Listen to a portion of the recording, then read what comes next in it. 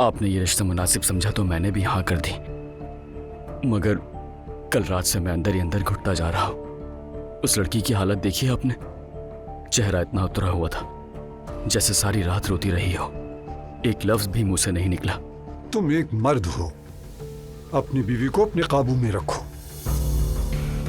पहले रुखसत होकर आ जाए, साथ रहोगे तो आहिस्ता आहिस्ता आदत हो जाएगी साथ रहने की। क्या नूर से पूछा गया था? I mean, या फिर उसे भी नहीं मालूम था उमर? जैसा तुम सोच रही हो बिल्कुल वैसा ही हुआ है। कुछ कहने का हक नहीं था, लेकिन दुआ ने काफी एहतजाज किया। खाला, जितनी बेहतर हो सकती हूँ उतनी ही बेहतर हूँ। दुआ, तुम्हारा पेट कितना बड़ा हो गया है, जैसे कोई बॉल निकल ली हो तुमने। खाला, ये अपनी आंखों के सामने अपनी मोहब्बत को किसी और का होते हुए देखकर कितना तड़प रहा हूँ। सबके सामने नहीं कह सकी कि मैं रोहान से मोहब्बत करती हूँ और सिर्फ उसकी बीवी बनना चाहती हूँ। हिम्मत नहीं हुई। मैंने तुम्हें बहुत मायूस किया, मुझे माफ कर देना। आप प्रेग्नेंट हैं। क्या?